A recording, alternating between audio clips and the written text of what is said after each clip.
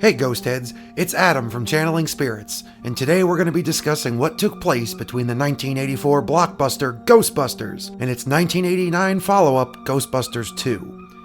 Now, as stated in previous videos, we will be going into more extensive character histories at another time. For this video, we'll be going over the timeline of actions that transpired in Ghostbusters II, and how the fallout from its prequel led to those events. We will again be using soft canon material, which has never been officially confirmed, but is not disputed by any canon material. And for simplicity's sake, again, we are going to be using the actors' actual birth dates for the characters. Happy birthday, son. Thank you. As with before addressing the events in between the two films, we are going to establish a timeline of when Ghostbusters 2 actually took place. There are concrete pieces of evidence, as well as some speculation that is open to interpretation. As we mentioned in our last video, Ghostbusters took place in the autumn of 1984. Ghostbusters 2 opens with a title stating it's 5 years later. Considering the battle with Gozer concluded in November, 5 years later would make it November of 1989. How do we know this for sure? Early in the film, we see a calendar that indicates that exact month. And the banner in front of the Manhattan Museum of Art states a Degas exhibit taking place from November 14th to March 3rd. We also get plenty of evidence that the rest of the film takes place from late November to December, eventually concluding on New Year's Eve. Happy New Year! The first scene shows Dana presumably on her day off returning with groceries to her apartment, likely making it the weekend. The next scene shows Ray and Winston visiting a party, possibly on a Sunday in mid to late November. We can surmise it is a Sunday because that is the only day Ray does not list as Ray's occult books being open. 7 o'clock on weekdays, midnight on Saturdays. It's possible that Sunday takes place before Thanksgiving, considering Ray states, No, Z, but we can't quit now. The holidays are coming up. holidays, implying multiple, though that could mean the many holidays that take place during December, since Ray is spiritually skeptical. Hey, Ray. Do you believe in God? Never met him. The setting then shifts to the Institute for Advanced Theoretical Research, where Dana has a different outfit, implying this did not take place on the same day as the carriage escape. So it's possible that the carriage escape was Saturday, and the following day she visited Egon.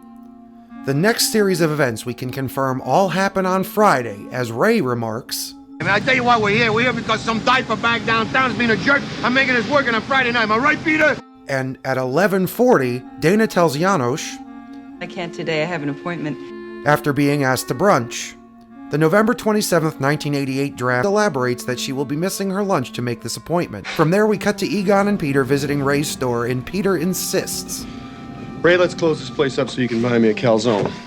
After which, the trio travel in the same outfits to Dana's apartment. Their investigation leads them to some massive readings on First Street.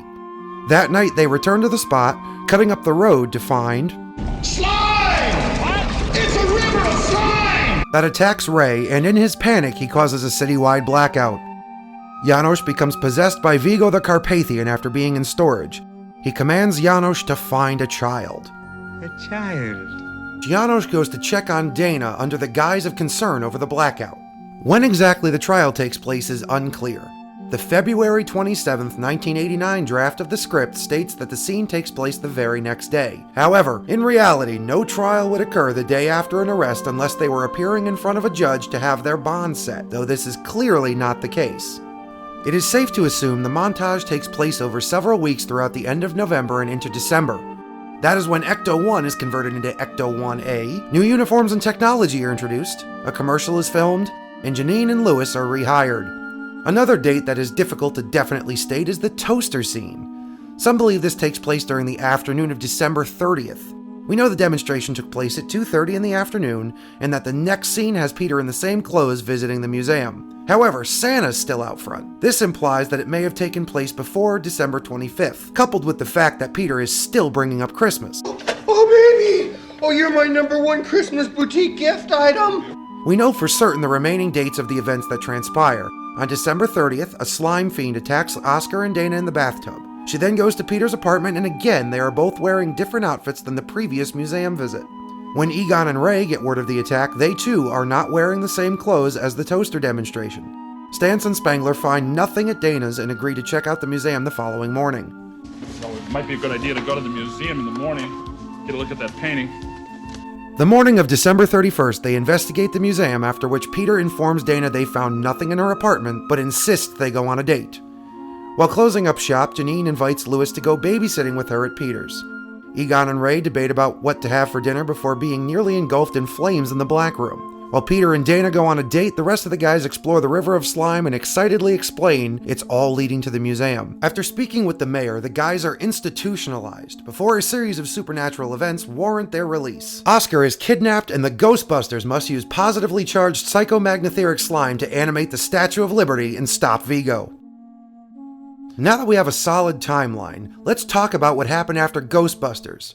From Ghostbusters the video game, which has been confirmed as canon, we know the fallout was not immediate. In fact, the game shows that they were awarded a key to the city in 1984, most likely from stopping the Stay Puft Marshmallow Man.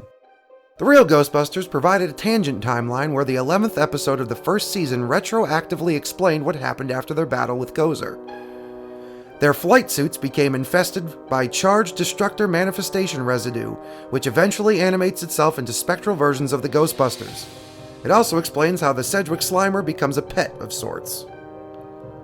However, the real Ghostbusters would follow an alternate timeline, where the Ghostbusters were never shut down, though still encountered Vigo and Mood Slime. I collected it last year after we battled Vigo the Carpathian. It's psychoreactive slime. Within canon, we know the boys returned to the Sedgwick Hotel in 1986, given Ghostbusters the video game took place in 1991, and Ray states, "More ghosts? But we gave this hotel a clean bill of health 5 years ago." And it was also remodeled, possibly from the extensive damage sustained during their multiple visits. We also know that the maid had a restraining order placed on them, possibly this one. What the hell are you doing? Which was the beginning of a slew of lawsuits that followed.